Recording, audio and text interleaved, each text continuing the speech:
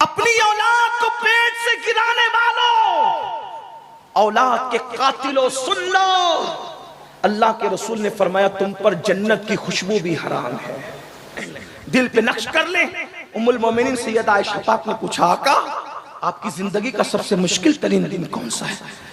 بیٹوں سے زیادہ آج مسلمانوں کو بیٹیوں سے پیار ہے۔ آئیے میں آپ کو بتاؤں اس کی وجہ کیا ہے۔ اس کی وجہ صرف میلاد النبی ہے۔ اگر مائیں اور بہنیں میری گفتگو سن رہی ہیں تو وہ بھی بڑی توجہ سے سنیں۔ ارے یہ ٹی وی چینلوں پہ بیٹھ کر اسلام کے خلاف بکواس کرنے والوں کے بہکاوے میں آنے کی ضرورت نہیں ہے۔ دنیا نے تو تمہیں کیا سلوک کیا تھا، ذرا توجہ سے سنو میری بہنوں۔ وہ صرف آمنہ کا لال ہے جس نے عورتوں کی عزت کو بحال کیا ہے۔ وہ صحابی کہتے ہیں آقا میں نے اپنے ہاتھوں سے اپنی 4 بیٹیوں کو زندہ دفن کیا ہے، لیکن چوتھی بیٹی کی دفن کی داستانی کچھ اور ہے۔ اللہ اکبر۔ اب میرے الفاظ کے جامع میں تھوڑی دیر کے لیے علامہ ارشد القادری کی تحریروں کا سہارا لے کر کے تھوڑی دیر سن لیں۔ وہ کہتے ہیں آقا 3 مرتبہ بیٹی کے بعد بیٹی، بیٹی کے بعد بیٹی پیدا ہوئی، چوتھی مرتبہ میری بیوی مراد سے تھی۔ مجھے بڑی امید تھی کہ اب کی مرتبہ چوتھی مرتبہ بیٹا ہی پیدا ہوگا۔ اب کی مرتبہ امید ہوتی ہے، مومن ہو یا کافر، ان پڑھ ہو یا جاہل، علم والا ہو یا بغیر علم والا، امید تو امید ہوتی ہے۔ اب کی مرتبہ بڑی تمنا تھی، آثار نظر آتے ہیں، اللہ نے خوشی دکھائی ہے، اب کی بار بیٹا ہوگا۔ میں بہت امید میں تھا، ایسے میں مجھے انتظار تھا کہ میری امیدیں یقین میں تبدیل ہوگی، میرے گھر کے آنگن میں خوشیوں کے پھول مسکرائیں گے۔ میں اسی انتظار میں تھا، اچانک مجھے بہت مجبوری کے تحت ایک لمبے سفر پہ جانا پڑا۔ ظاہر سی بات ہے اس دور کا سفر ٹرینوں کا سفر تو نہیں تھا، پلینوں کا سفر تو نہیں تھا۔ مثال کے طور پہ آج کتنی دنیا سمٹ گئی ہے۔ میں صبح کو میں کلیر شریف سے چلا ہوں اور شام ہونے سے پہلے میں پٹنہ پہنچ گیا ہوں۔ اتنی دنیا سمٹ گئی۔ اگر میں کلیر شریف کا پروگرام کر کے ویشالی آتا تو شاید 1 مہینہ گزر جاتا اور میں پہنچ پاتا، لیکن دنیا سمٹ گئی ہے۔ تو اس دور میں جو سفر ہوتے تھے 2-2 3-3 دن کے نہیں ہوتے تھے، مہینوں کے ہوتے تھے، سالوں کے ہوتے تھے۔ وہ کہتے ہیں یا رسول اللہ اچانک لمبا سفر درپیش تھا تو میں نے اپنی بیوی کو بلایا، اور بیوی کو بلا کر اب دیکھو وہ صحابی کے الفاظ میں اپنے الفاظ کے جامع میں سمیٹ کر پیش کر رہا ہوں۔ تصورات کی دنیا میں کھو جائیے۔ حضور کی محفل میں صحابی کا بیان کہتے ہیں آقا جب میں سفر پہ جانے لگا تو میں نے اپنی بیوی کو بلایا اور بیوی کو بلا کر کہا دیکھو اگر بیٹا پیدا ہو اس کی نگہداشت کرنا، اس کا خیال کرنا، اس کی پرورش کرنا، لیکن ہاں اگر پہلے کی طرح بیٹی پیدا ہو تو پھر تم اس کو زندہ مت رکھنا، بلکہ جیسے میں نے قبر کھود کر کے اس کو دفن کر دیا تھا 3 بیٹیوں کو، ویسے چوتھی کو بھی تم دفن کر دینا۔ گویا کہ ایک باپ اپنی بیوی کو اپنی بیٹی کے حوالے سے یہ وصیت کر رہا تھا سفر پر جانے سے پہلے کہ جب تیرے یہاں بیٹی پیدا ہو تو تو ممتا کا اظہار نہ کرنا، بلکہ ناگن بن کر کے اس کو ڈس لینا۔ اللہ اکبر۔ اندازہ فرمائیں بیٹی کا یہ حال تھا، بیٹی کے بارے میں تصورات تھے۔ اور اس کے بعد پھر میں سفر پہ چلا گیا، اور جب بہت طویل عرصے کے بعد میں سفر سے واپس آیا تو میں نے اپنی بیوی سے سب سے پہلا سوال یہ کیا بتاؤ جو امانت میں تمہارے پیٹ میں چھوڑ کر کے گیا تھا اس امانت کے بارے میں تم کیا کہتی ہو؟ میری بیوی نے مجھ سے جھوٹ بولا اور اس نے کہا میرے سرطان مردہ بچی پیدا ہوئی تھی، میں نے پھینک دیا، بات آئی گئی ہو گئی، اب میں اپنی نارمل زندگی گزارنے لگا۔ ایک دن ایسا ہوا یا رسول اللہ جو گھر آنے کا میرا ٹائم تھا اس کے علاوہ یعنی اس ٹائم کے علاوہ جلدی سے میں گھر آیا تو میں نے کیا دیکھا کہ میرے گھر کے آنگن میں میری بیوی ایک ننھی سی 4 سال کی بچی کے ساتھ کھیل رہی ہے۔ وہ بچی کی شکل ہو بہو میری طرح تھی، وہ میری ہم شکل تھی اور میری بیوی کو وہ ماں کہہ کہہ کے پکارتی تھی۔ میں نے پہلی مرتبہ اپنے گھر کے آنگن میں کوئی بیٹی دیکھی تھی، اس لیے کہ ہمارے یہاں بیٹی کا کیا تصور تھا؟ بیٹی کا مطلب شیطنت، بیٹی کا مطلب بے برکتی، بیٹی کا مطلب نحوست، بیٹی کا مطلب تباہی، بیٹی کا مطلب بربادی۔ ہم بیٹی کو یہ سب کچھ سمجھتے تھے، شیطان کا دوسرا روپ ہم بیٹی کو سمجھتے تھے، بے برکتی کا سبب ہم بیٹی کو سمجھتے تھے، نحوست کا سبب ہم بیٹی کو سمجھتے تھے۔ میں نے 4 سال کی اپنی ہمشبی بیٹی کو اپنے آنگن میں دیکھ کر کے گرجدار آواز میں پوچھا کون ہے یہ بچی؟ تو میری بیوی میرے قدموں میں گر گئی اور قدم پکڑ کر کہنے لگی میرے سرتاج آپ پوچھتے ہیں بچی کون ہے؟ دراصل میں نے آپ سے جھوٹ بولا تھا، بات یہ ہے یہ میری اور تمہاری تمہاری محبتوں کی نشانی ہے، یہ میری اور تمہارے پیار کی نشانی ہے۔ 4 بیٹیاں ہو گئی ہے، 3 کو تو دفن کر دیا، اب 5ویں مرتبہ پتہ نہیں میں ماں بن سکوں گی کہ نہیں بن سکوں گی، اس لیے 4تھی بچی کو ممتا کی وجہ سے بچا لیا ہے۔ تو اب اس کو دفن مت کیجیے گا، اس کو ماریے گا مت، اس کو جو ہے وہ اس کی زندگی مت ختم کیجیے گا۔ میری بیوی نے مجھے اتنی منت و سماجت کی کہ پھر میں نے فیصلہ کر لیا اب میں یہ بیٹی کو پالوں گا، دفن نہیں کروں گا۔ لیکن ماحول معاشرہ اتنا ظالم تھا کہ ہم بیٹی کو برداشت نہیں کر سکتے تھے، اس لیے کہ بیٹی بڑی ہوگی، شادی ہوگی، کوئی داماد بنے گا، وہ ہمیں دبائے گا، اس لیے ہم بیٹیوں کو دفن برداشت نہیں کر سکتے تھے۔ میں نے بیوی کو کہا ٹھیک ہے، میں وعدہ کرتا ہوں ہم اسے پالیں گے۔ اور پھر اس کے بعد بیٹی میری بیٹی، میں نے اس کے ساتھ محبت کی ایکٹنگ شروع کی، محبت کا ایک گویا کے دوہرا معیار اور گویا کے ظاہری طور پہ محبت میں نے شروع کی۔ مگر بیٹی کی خصوصیت یہ ہوتی ہے کہ بیٹی ماں سے زیادہ، سب سے زیادہ اگر کسی سے پیار کرتی ہے تو وہ اپنے باپ سے پیار کرتی ہے۔ میری بیٹی جب سوتی تھی تو میری باہوں میں سوتی تھی، میرے بغیر وہ رہتی نہیں تھی، وہ مجھے ابا کہہ کے پکارتی تھی تو بہت پیار کا سمندر اس کے اندر ٹھاٹھے مارتا تھا، لیکن مجھے وہ بری لگتی تھی۔ میں انتظار میں تھا کہ کبھی موقع ملے تو میں اس نحوست کو، اس بے برکتی کو زندہ دفن کر دوں گا۔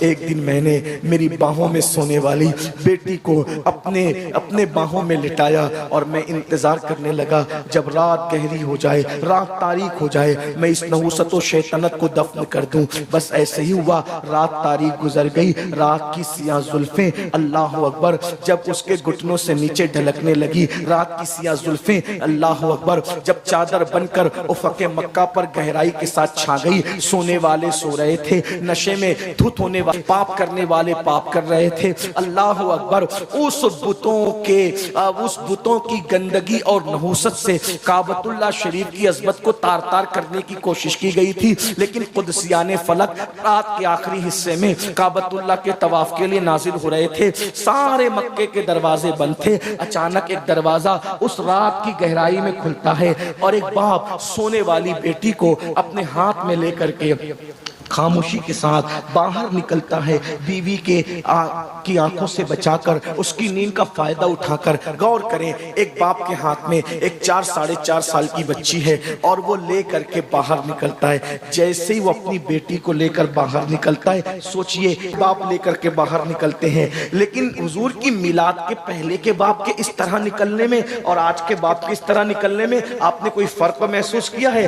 فرق یہ ہے، کسی بھی مذہب کا باپ ہو، کسی مسلک کا باپ ہو، آج جب بیٹی کو ایسے لے کر کے نکلتا ہے تو یقیناً اس کی بیٹی بیمار ہوتی ہے اور وہ دواخانے کی طرف دوڑتا ہے اور کہتا ہے ڈاکٹر میری پوری پونجی لے لے مگر میری بچی کو بچا لے۔ یہ میلاد کے بعد کے جذبات ہے، ہر مسلک کا باپ، ہر مذہب کا باپ۔ اور اس سے پہلے ایک باپ نکل رہا ہے ہاتھ میں بیٹی کو لے کے تو زندہ دفن کرنے کے لیے، اور اس کے بعد وہ باپ کہتا ہے یا رسول اللہ جب میں جلدی چلنے لگا تو میرا پیر ایک پتھر سے ٹکرایا، میں زمین پہ گر گیا، جب زمین پہ گرا ہوں تو میری بچی دور گری ہے، میں گرا ہوں لیکن میں اس بچی کی نیند اس ٹھوکر کی وجہ سے زمین پہ گرنے سے کھل گئی۔ میں اٹھا، جلدی سے میں نے اٹھا، سنبھلا اور اس سے پہلے کہ میری بیوی کو خبر ہو اور وہ دوڑتی ہوئی آئے اس بچی کو بچا لے، میں نے بچی کو اٹھایا تو بچی جاگ چکی تھی۔ وہ رو کر کہتی تھی بابا تمہیں کہیں چوٹ تو نہیں آئی؟ بابا تمہیں کہیں، بیٹی تو بیٹی تھی نا، بابا تمہیں کہیں چوٹ تو نہیں آئی؟ اللہ اکبر، آقا اس کے اس معصومانہ جملے پر بھی میرا دل نہیں پگھلا۔ میں نے کہا چلو، اس بچی نے کہا آپ مجھے اندھیرے میں کہاں لے جا رہے ہیں؟ میں نے کہا چلو۔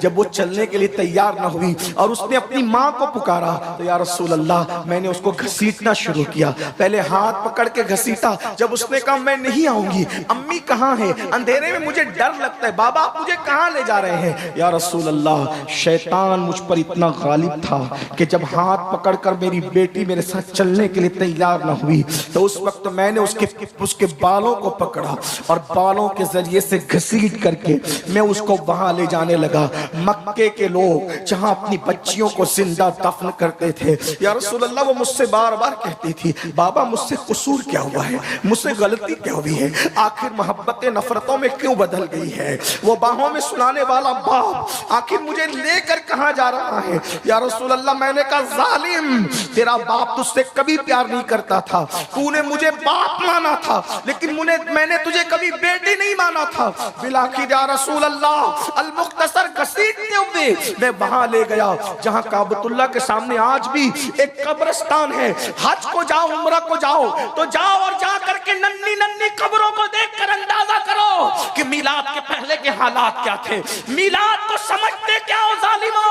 اللہ اکبر، اللہ اکبر۔ میں وہاں لے کر کے پہنچا اور جلدی جلدی سے میں گڑھا کھودنے لگا تاکہ شیطنت کو، نحوست کو، بے برکتی کو، بیٹی کو دفن کر دوں۔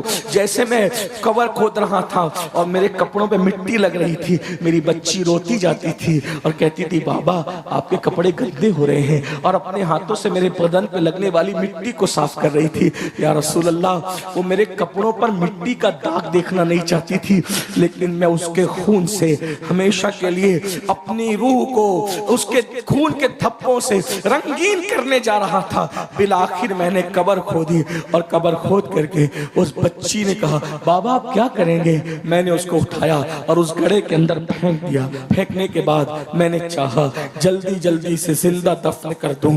اللہ اکبر۔ میں ادھر سے مٹی ڈالتا، وہ کہتی مجھ سے کوئی غلطی ہو تو معاف کر دے بابا، اور غلطی بتا دے، میں آج کے بعد کوئی غلطی نہیں کروں گی، لیکن آپ مجھے دفن نہ کریں۔ یا رسول اللہ چونکہ وہ بڑی ہو چکی تھی، بچیوں کو زندہ دفن کرنا تو آسان تھا، جو چند دن کی تھی، چند لمحے کی تھی، یہ 4 سال کے اوپر کی ہو چکی تھی، کبھی ادھر ہوتی کبھی ادھر ہوتی۔ میں نے سوچا یہ شیطنت کو اگر میں دفن نہ کر سکا تو پھر بہت مسائل درپیش ہوں گے، تو میں نے سوچا پہلے اس کو مار ڈالوں اور مار ڈالنے کے بعد پھر دفن کروں۔ آقا قریب میں ایک بڑا سا پتھر پڑا تھا، میں نے اٹھایا اور اٹھانے کے بعد زور سے اس کے سر پہ دے مارا، ایک چیخ نکلی اور وہ چیخ ہمیشہ کے لیے اس جنگل کے اندر خاموش ہو گئی، اور ممتا کا گلا اس طرح ایک باپ نے اپنے ہاتھوں سے گھونٹ دیا۔ یا رسول اللہ پھر جلدی جلدی میں نے اس کو دفن کیا، اور جب دفن کر کے میں لوٹ رہا تھا تو میں بہت خوش تھا، سینہ تان کے لوٹ رہا تھا۔ شیطنت دفن کر دی، نحوست دفن کر دی، بے برکتی دفن کر دی، مگر یا رسول اللہ جب میں لوٹ رہا تھا خوشی خوشی تو میرے ضمیر پہ ایک بوجھ تھا، یوں لگتا تھا جیسے صدائے باز گشت کے طور پہ اب بھی وہ جملے میرے کانوں سے ٹکرا رہے ہیں، بابا مجھ سے غلطی کیا ہو گئی؟ میرا قصور تو بتائے نا بابا، میں نے غلطی کیا کی ہے؟ یہ منظر سن کر کے حضور اتنا روئے کہ داڑھی آنسوؤں سے تر ہو گئی، پوری محفل میں ہچکیوں کی آواز آ گئی، اور وہ صحابی بھی روتے روتے ہچکیاں لینے لگے۔ جب انہوں نے اپنی داستان علم کو ختم کیا، حضور علیہ السلام سر نیچا کر کے رو رہے تھے۔ حضور علیہ السلام نے آنسو بھرے چہرے کو پھر صحابہ کے سامنے بلند کیا، اور پھر اس کے بعد میرے آقا نے ارشاد فرمایا لوگوں جب تک میں نہیں آیا تھا تم نے جو چاہا کیا ہے، اب میں بیٹیوں کا غمگسار بن کر، بیٹیوں کا سہارا بن کر، یتیموں کی آواز بن کر، بیواؤں کا مددگار بن کر دنیا میں آیا ہوں۔ اب بیٹیاں دفن نہیں کی جائے گی، بیٹیوں کا باپ اور میں محمد جنت میں اتنے قریب رہیں گے جیسے یہ 2 انگلیاں قریب۔ نعرہ تکبیر، نعرہ رسالت، آمد رسول کانفرنس۔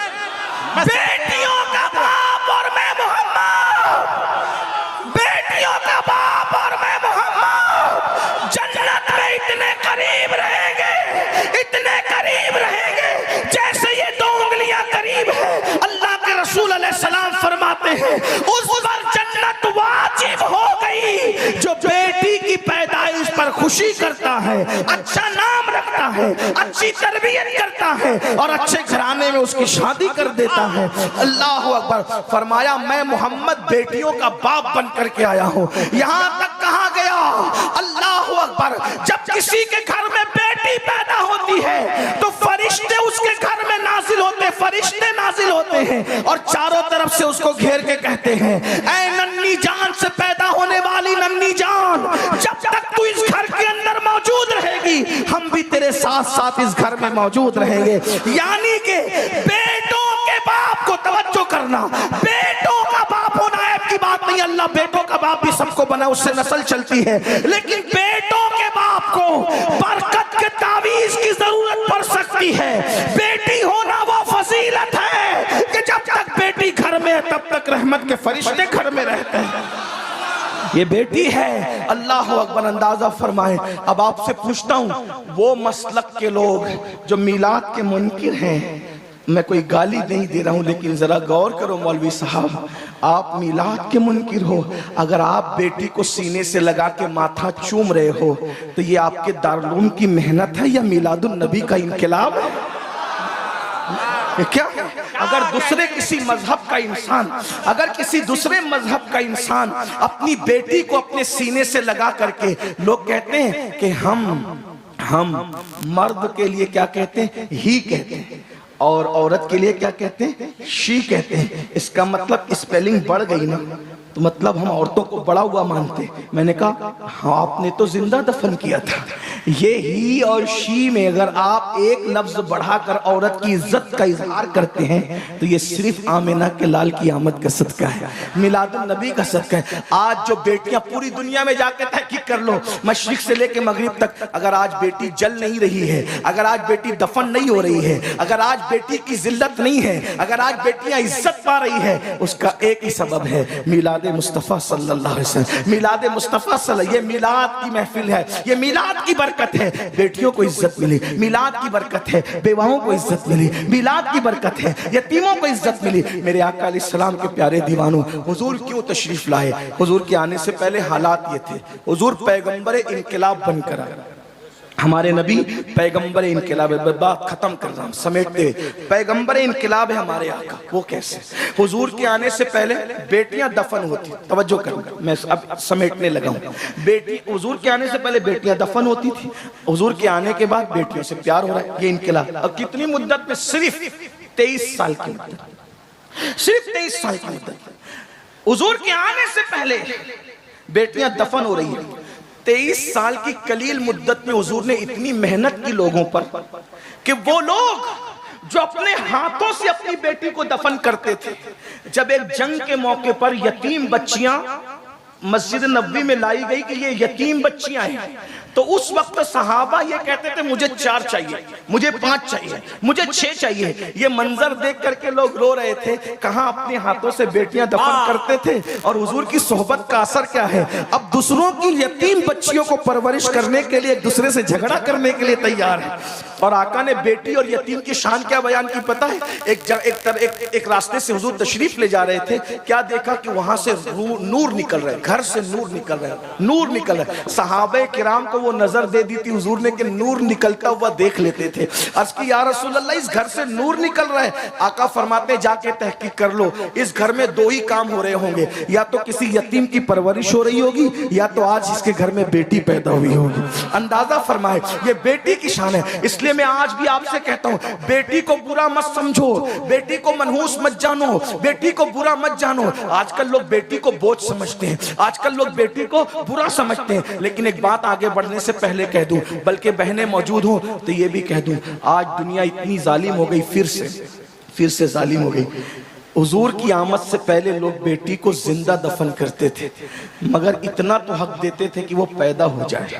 توجہ کرنا, اتنا تو حق دیتے تھے کہ وہ پیدا ہو جائے, پیدا ہو. آج کے ترقی یافتہ دور میں جب اس ظالم معاشرے کو پتا چلتا ہے کہ پیٹ میں بیٹی ہے, تو ڈاکٹر کو رشوت دے کر اور زیادہ پیسے دے کر پٹا پھسلا کر ماں کے پیٹ میں ہی اس بچی کو قتل کر دیتے, چمچوں سے, چھریوں سے. مکے کے کافر بیٹی کو کم سے کم قبر میں تو دفن کرتے تھے, لیکن آج کے ظالم ٹکڑے ٹکڑے کر کے گٹروں میں بہا دیتے ہیں. اپنی اولاد کو پیٹ سے گرانے والوں, اولاد کے قاتلوں, سن لو, اللہ کے رسول نے فرمایا تم پر جنت کی خوشبو بھی حرام ہے.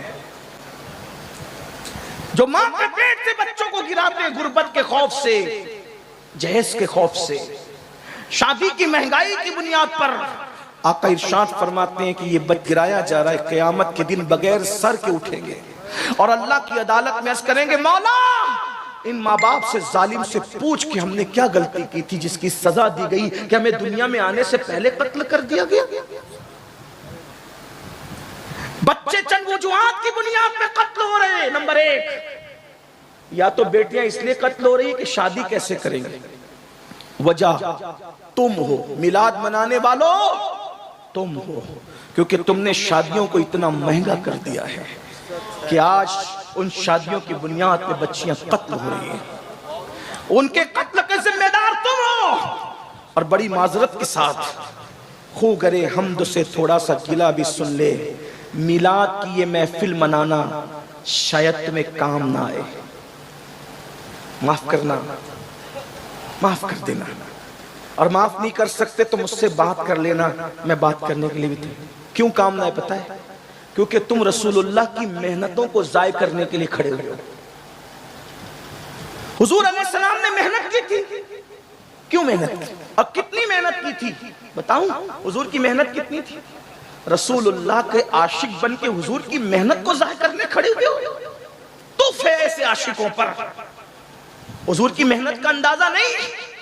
ارے باپ کلکتہ جا کے، دلی جا کے، سعودی جا کر اگر مال کما کر کے لاتا ہے تو ایک بیٹا کہتا ہے میرے باپ کا ماتھے کا پسینہ پیر تک آیا ہے، تب کہیں جا کر کے یہ گلشن سجا ہے. تجھے باپ کے پسینے کا اتنا خیال ہے، رسول اللہ کے خون کا تجھے خیال نہیں؟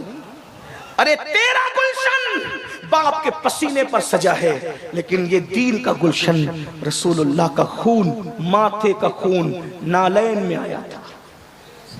نالین میں آیا تب یہ گلشن سجا ہے. تمہیں احساس نہیں؟ ام المومنین سیدہ عائشہ صدیقہ نے پوچھا تھا یا رسول اللہ صلی اللہ علیہ وآلہ وسلم آپ کی زندگی کا سب سے مشکل دن کون سا ہے؟ تھوڑا محسوس کر لیں، محسوس کر لیں. میلاد منانے والوں تم بیٹیوں کے قاتل ہو، تم بیٹیوں کے قاتل ہو، تم سب قاتل ہو. آج تم شادی کے نام پر 2-2, 3-3 لاکھ کا مطالبہ کرتے ہو. تمہاری دینداریاں کہاں جاتی ہے؟ اصلاح معاشرہ کا جلسہ تم رکھتے ہو، اصلاح معاشرہ کے جلسے میں تم آتے ہو. اپنے گھر کی شادی کے موقع پہ تمہارے اصلاح معاشرہ کے جذبات کہاں جاتے ہو؟ بتاؤ. داڑیاں رکھتے ہو، عمرے کرتے ہو، حج کرتے ہو، اور یہ ظلم کر رہے ہو. آج تمہیں یہ درد ہے، مقرر آتا ہے تو اس کے کان میں پھونکتے ہو مسلمانوں کی بچیاں غیروں کے ساتھ بھاگ رہی. ذمہ دار کون ہے؟ تم ہو. جب تم غریبوں کی بچیوں کے ساتھ شادیاں نہیں کرتے، تم نے اتنا مہنگا کر رکھا ہے. بہار، بنگال، یوپی میں لڑکے والے ظلم کر رہے ہیں، کشمیر میں لڑکی والے ظلم کر رہے ہیں. پورا ملک جل رہا ہے. کوئی ہے ایسا جو یہ سوچ سکے کہ میرے نبی نے بیٹی کی آبرو بچانے کے لیے محنت کتنی کی تھی؟ اس محنت کو 2-3 جملوں میں سن لیں، دل پہ نقش کر لیں. ام المومنین سیدہ عائشہ پاک نے پوچھا آقا آپ کی زندگی کا سب سے مشکل ترین دن کون سا ہے؟ پھر خود ہی کہنے لگی، چونکہ حضور سے بہت قریب تھی اور حضور کی بارگاہ میں جس کو کہتے ہیں نا کہ کسی کا اتنا فری ہو جانا کہ انسان منہ لگ جاتا ہے. حضور بہت پیار کرتے تھے ان سے. ان کے بستر پہ قرآن نازل ہوتا تھا.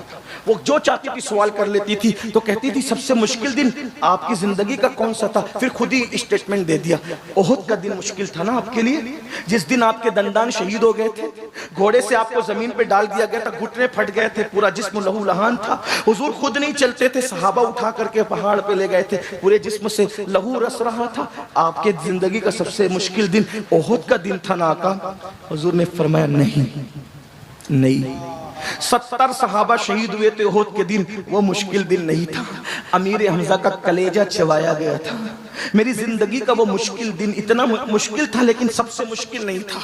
امیر حمزہ کی ناک، کان، ہونٹ، انگلیاں کاٹ کر رسی میں پرو کر ہار بنا کر پہننے والوں نے گلے میں پہنا تھا، بازو میں باندھنے والوں نے بازو میں باندھا تھا، پازیب کی شکل میں پیر میں ڈالے گئے تھے، کلیجہ چوایا گیا تھا. اس دن حضرت حنظلہ پہلی رات کا دولہ شہید ہوا تھا. 70 صحابہ کی لاشیں پڑی تھی. سرکار کہتے ہیں مشکل تو تھا عائشہ، لیکن سب سے مشکل دن میری زندگی کا وہ نہیں تھا. پھر پوچھا حضور کون سا تھا؟ تو میرے آقا نے فرمایا طائف کا دن میری زندگی کا سب سے مشکل ترین دن تھا عائشہ. عرض کی حضور اس کا کیا داستان ہے؟ فرمایا عائشہ جب مکے والوں نے میری بات نہیں سنی تو میں طائف گیا. 15 دن، 1 مہینہ یا 40 دن تک 3 روایتیں ملتی ہیں میں وہاں رہا. میں نے وہاں کے لوگوں کو سمجھایا انہوں نے نہیں مانا، بلکہ انہوں نے گالیاں دی، پیٹ کے پیچھے چھوکرے لگا دیے، وہ چلاتے تھے پاگل پاگل پاگل، اور آگے 2 قطار لگا کر کے کھڑے تھے، ان کے ہاتھوں میں پتھر تھے، میں جیسے ہی گزرتا تو مجھ پہ پتھر برسا۔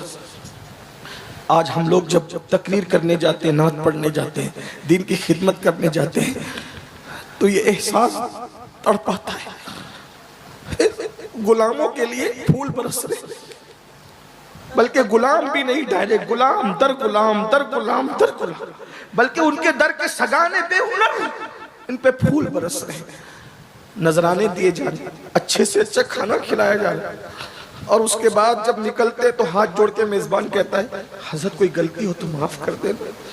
یہ ہم لوگوں کے جبکہ ہم دین کی خدمت نہیں کر پا رہے، لیکن اپنے رسول کے لیے کیا ہوا مسلمانوں، میری قوم کے جوانوں کیا ہوا؟ آقا فرماتے 2 قطار لگا کر کے وہ کھڑے تھے اور مجھ پہ پتھر مار رہے تھے، پتھر سر سے لے کر کے پیر تک مارتے تھے، لیکن خاص طور پہ عائشہ وہ میری پنڈلیوں پہ پتھر مارتے تھے، نالین خون سے بھر گئی تھی، نالین خون سے بھر، مجھ سے کھڑا نہیں رہ جاتا تھا، میں بیٹھ جاتا تھا۔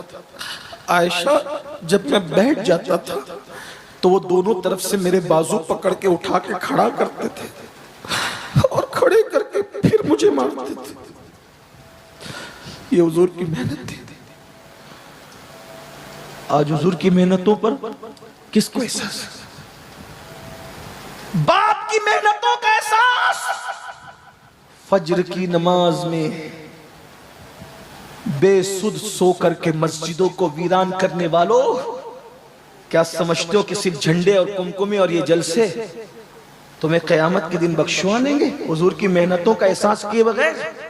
یقیناً یہ بخشش کا ذریعہ ہے، مجھے انکار نہیں ہے، میں فکر رضا کا الحمدللہ غلام ہوں، میرے امام کے افکار ہمارے لیے مشعل راہ ہیں، لیکن سنیوں میلاد کے جلسے میں آنے والوں ذرا سوچو، جب تم فجر کی نماز میں سوتے پڑے رہتے ہوں گے تو حضور کا یہ جسم زخمی کیا گیا تھا، حضور کے دل پہ کیا گزرتی ہوگی؟